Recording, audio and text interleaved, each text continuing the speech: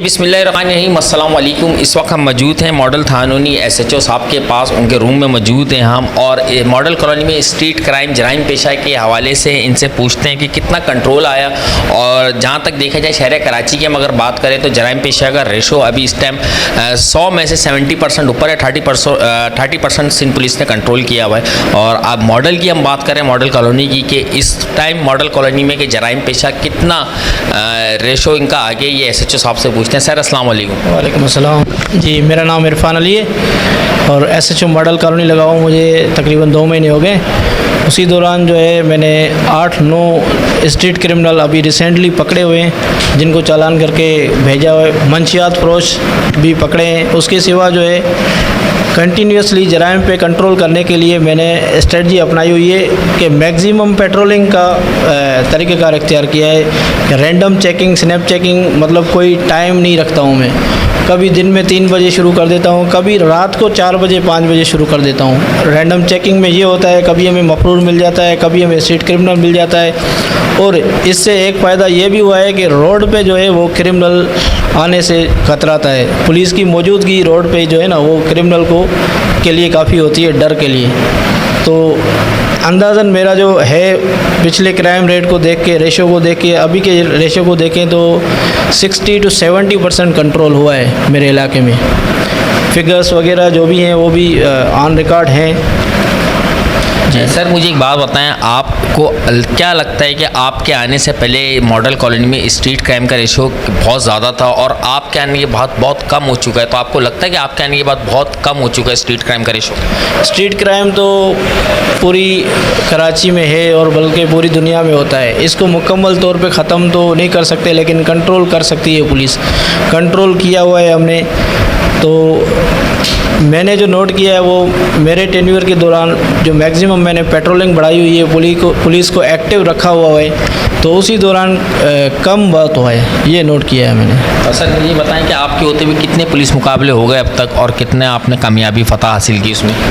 एक पुलिस मुकाबला हुआ है, उसी दौरान एक स्ट्रीट क्रिमिनल था जिसको हमने वहाँ पे ऑन द स्पॉट पकड़ा था, जो पुलिस मुकाबला हुआ था। और आपको पता है कि हमने आपके आने से पहले मॉडल की आवाम से कुछ व्यूज़ लिए थे, लोगों से पूछा तो उन्होंने हमें बताया कि जी पहले बहुत स्ट्रीट क्राइम यहाँ हुआ करता था, गली गली मोबाइल छीना करते थे, भरे रोड पे मोबाइल छीना करते थे, लेकिन इरफान साहब के आने से स्ट्रीट क्राइम में थोड़ा बहुत जो है फ़र्क आया है। तो आप इस बात को लेके फ़ख्र या कोई प्राउड फील करते हैं कि मेरे काम की मेहनत जो है अल्लाह उसका सिला दे रहा है? असल में नौकरी है, जॉब है, इसमें मेहनत करना पड़ता है। अल्लाह ताला जो है इज़्ज़त बख्शता है। कम हुआ है वाकई, आवाम भी कह रही है, और पहले से आप ख़ुद भी व्यूज़ ले सकते हैं, वही बताएंगे कि हुआ है या नहीं हुआ है। क्योंकि मेरी बात तो मैं कहूँ तो ख़त्म हो गया तो ये नहीं हो जाएगा, ये है आवाम ही बताएगी। और बताने की वजह, उनसे पूछने की वजह यह भी है कि वो ख़ुद ही आते हैं यहाँ पे मसलों में। बहुत से लोग आते हैं, सोशल आते हैं, पॉलिटिकल लोग आते हैं, और तो वो ख़ुद ही बताते हैं। इसकी वजह यह है कि मैंने जो इलाके जहाँ से वारदातें ज़्यादा होती थी, मतलब एक स्पॉट से जहाँ पे रेगुलर क्रिमिनल्स आते थे, तो उन जगहों को मैंने पॉइंट आउट करके जहाँ से इनकी एंट्रेंस थी वहाँ पे जाके मैंने पुलिस खड़ी कर दी, स्नैप चेकिंग शुरू कर दी, तो उनकी एंट्रेंस बंद हो गई है, तो क्राइम थोड़ा कम हो गया है। अगर सर मैं आपसे पर्सनली ये पूछूं कि अगर आपके हलके में, आपकी डिस्ट्रिक्ट में जहाँ पे SHO सिस्टम तैनात है मॉडल कॉलोनी में, आपके हलके में, आपकी डिस्ट्रिक्ट में अगर टोटली जराइम पेशा का खात्मा किया जाए तो आपकी क्या एडवाइस होगी कि सिंध पुलिस को ये इम्प्लीमेंट करना चाहिए?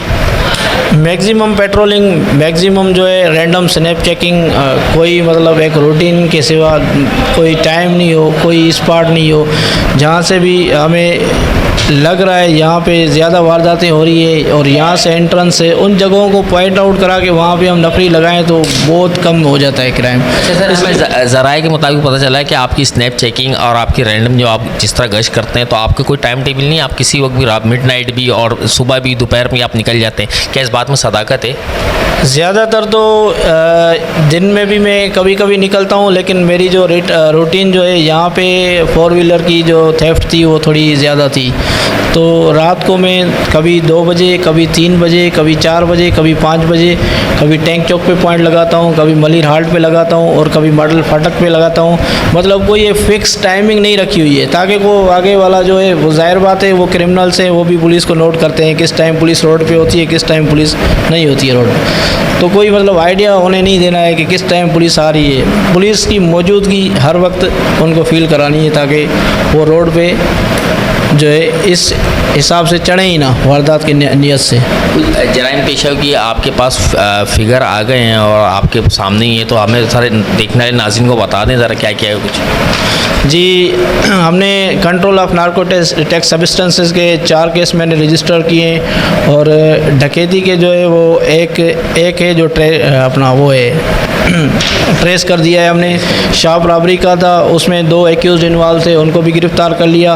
गुटखा मावा के जो हैं 5 केसेस रजिस्टर्ड किए और आर्म्स एक्ट के 6 केसेस रजिस्टर्ड किए और पुलिस इनकाउंटर एक है। एब्सकाउंटर मैंने जो है वो 6 गिरफ़्तार किए अपने इस टेन्योर के दौरान और कार लिफ्टर, मोटरसाइकिल लिफ्टर जो है वो 4 केसेस रजिस्टर्ड किए हैं, 4 एक्यूज़ गिरफ़्तार किए हैं मैंने।